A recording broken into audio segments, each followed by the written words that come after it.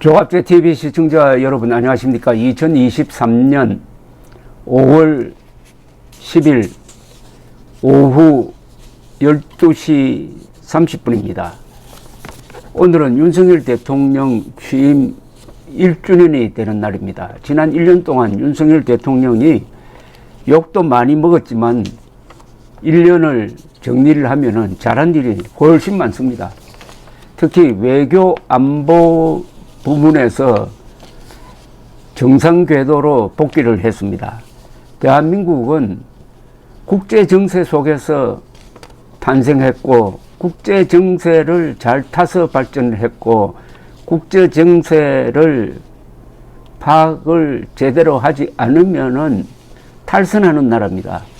다른 어떤 나라보다도 외교 안보가 중요한 국가가 대한민국인데, 문재인 5년 동안에 문재인이 김정은의 부하 노릇하면서 성공 가도를 달리고 있던 대한민국을 탈선시키려고 획책하던 그 시절의 잘못된 것을 지난 1년 동안 바로잡으려니까 윤석열 대통령이 정말 힘들었을 것입니다.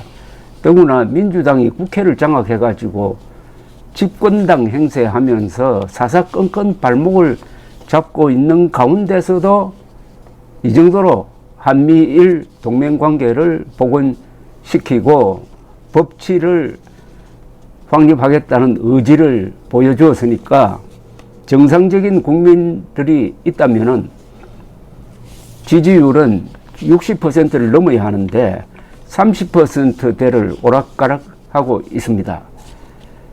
이런 국민들이 과연 자유민주주의를 즐길 수 있느냐 하는 근본적인 의문이 생깁니다. 이런 국민들 하면은, 아니 우리 국민들이 어떤 국민인데 라고 말하고 나올 사람들도 많을 겁니다. 사실 우리 국민들 똑똑합니다. 국민 평균 IQ가 세계에서 1등입니다.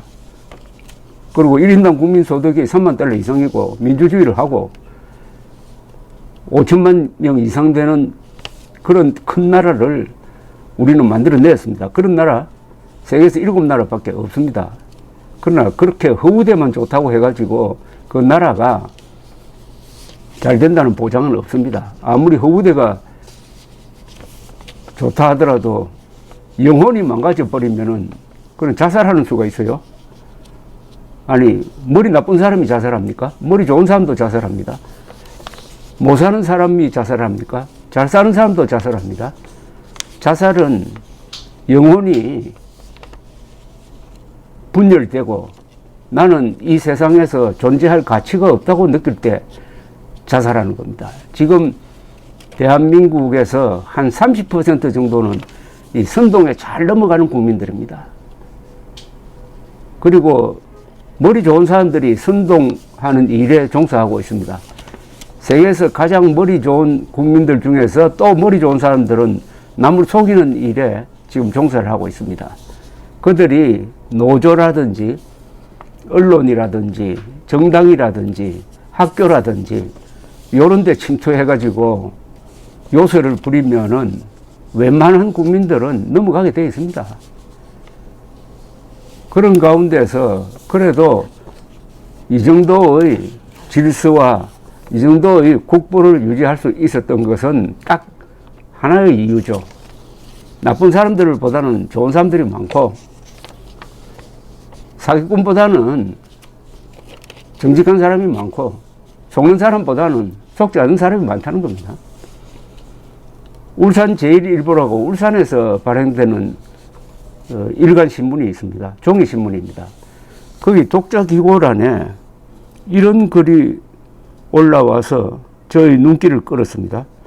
가수 황영웅을 통해 바라보는 세상. 서신 분은 울산 시민인데 남순이시네요. 울산시 동구 방어동에 살고 있는 분이 글을 쓰셨는데, 이 종이신문에서 황영웅을 정면으로 변호하는 글이 실린 이 두 번째 경우가 아닌가 생각됩니다. 그 전에 굿뉴스 울산 편집장 박정관 씨가 굿뉴스 울산에 글을 올렸던 것과 이렇게 대비가 되는군요. 굿뉴스 울산 편집장 박정관 씨는 자신이 경영하는 신문사에 글을 썼고, 이분은 울산 제1일보에 기고를 해가지고 글이 실렸으니까 울산 분위기가 조금 달라지는 것 같습니다.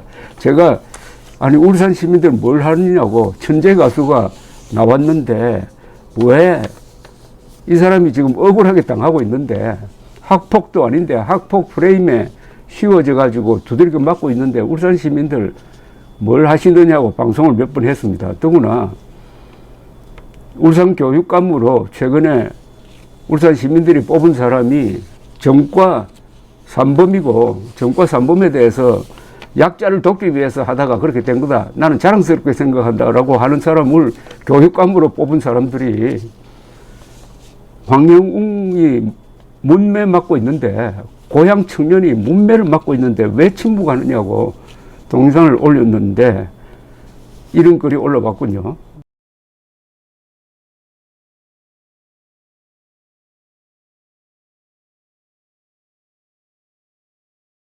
일단 그 내용을 소개해 드리겠습니다. 울산의 어버이님들, 가수 황영웅을 아시나요?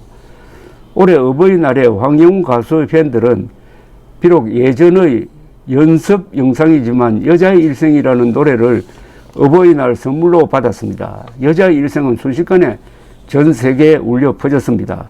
기쁨과 슬픔이 범벅이 된 감동과 눈물의 여우는 그 어느 해의 어버이날보다 더 깊습니다. 어버이날인 5월 8일에 황영웅 소속사에서 황영웅이 기계 반주에 맞춰가지고 이미자 씨가 불렀던 여자의 일생을 부르는 동영상을 공개를 했습니다. 팬카페에. 이게 삽시간에 퍼져 나가서 이 화제가 되고 있습니다. 내 자식 나 카네이션 가슴에 달아주던 고사리 같은 손에 홀려서 때로는 힘이 들어도 쉬어갈 줄 모르고 무작정 달려와 이 나이 먹고 보니 그래도 내 새끼 코 흘릴 적 그때가 행복했다고 추억합니다. 편식하는 자식, 공부 안 하는 자식, 개중에는 아주 가끔은 공부하지 말래도 너무 공부에만 매달리는 자식, 이래저래 별의별 자식들 지지고 볶으며 사느라 여리고 가늘던 그 예쁜 목소리는 온데간데 없고 아침마다 멱을 한 바퀴에서 따서 기른 자식들. 지나보니 그때 내가 꽃이었네. 수박덩이 같은 커다란 한박 웃음 먹으면 목련꽃이 바로 그 시절이었네. 돌아보면 그럭저럭 먹고 살만하고 그다지 실패한 인생도 아니건만 이만하면 누가 봐도 포시라운 어머니가 맞는데 겉만 멀쩡한들 철지나 얼어붙은 가슴은 누가 알아주나.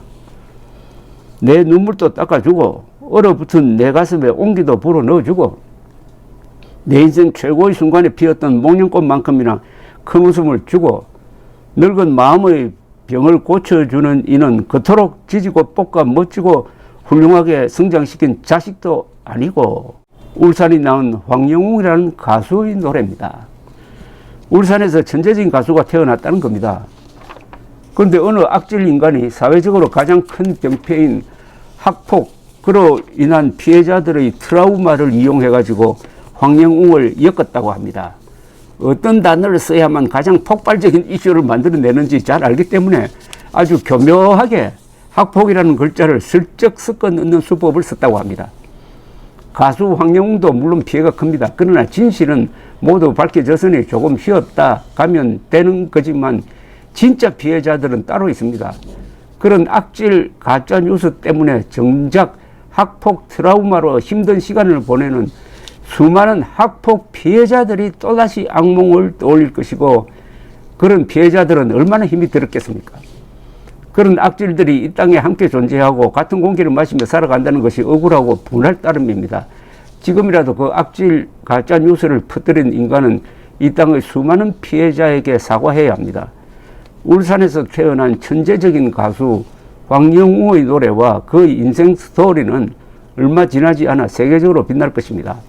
울산은 천재 가수를 품은 세계적 명소가 될 것입니다. 그 전에 울산이 나서서 천재적인 가수 황영웅을 보듬고 사랑해야 하지 않을까요? 남순이 울산시 동구 방어동 울산 제1일보에 어제 실린 글이었습니다. 이 울산 출신 가수가 많습니다.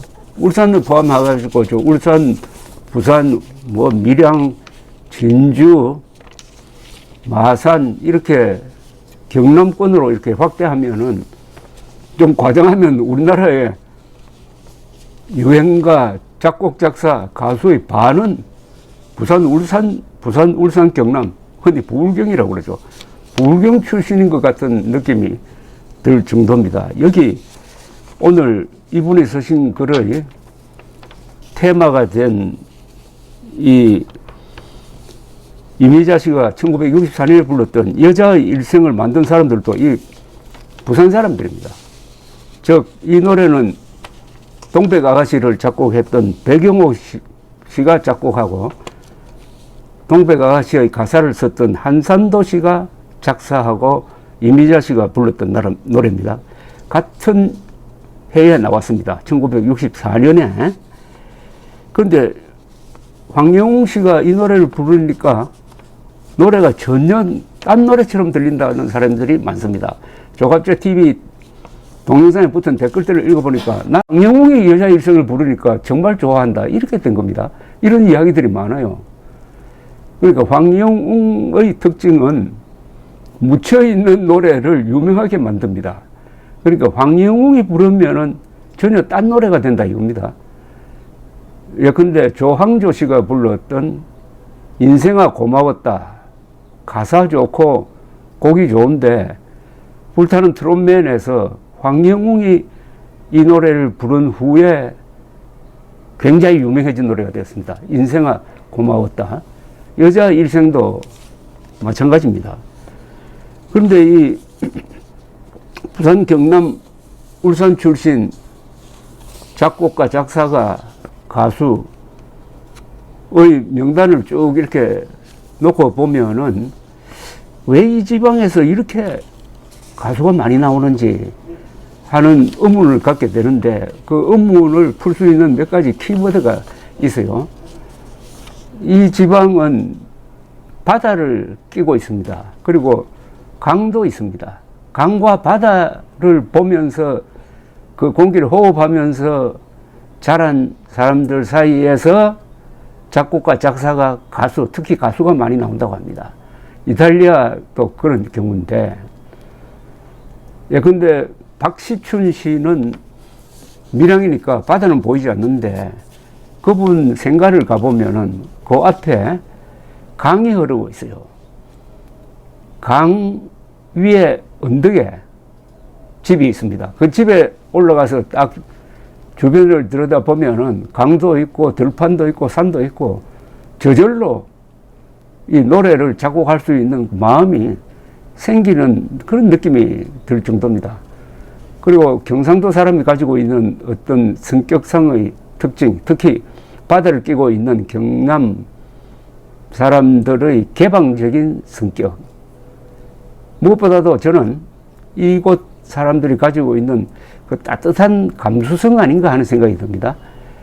유행가는 부산에서 유행해야 전국으로 유명해진다는 이야기가 있습니다. 클래식은 런던에서 인기가 있어야 세계 시장에서 성공한다는 이야기가 있습니다. 그만큼 이 부산, 울산, 경남 사람들의 귀가 밝다는 건데, 이게 귀가 밝다는 게 뭐냐면은 귀가 밝은 게 아니라 마음과 영혼이 밝고 감수성이 뛰어나다는 그런 이야기로 들립니다. 울산에서 비로소 이런 이야기가 공식화되어 가지고 울산 사람들이 아니 우리 고향 가수를 이렇게 짓이길 수가 있느냐 라고 들고 일어날 때 황영웅 가수가 아마 기댈 언덕이 있을 것이라고 생각을 합니다. 그런 점에서 가수 황영웅을 통해 바라보는 세상, 이 글을 쓰신 남순희 울산시 동구 방호동, 이분이 울산 시민들의 지금 체면을 세워주고 있습니다. 감사합니다.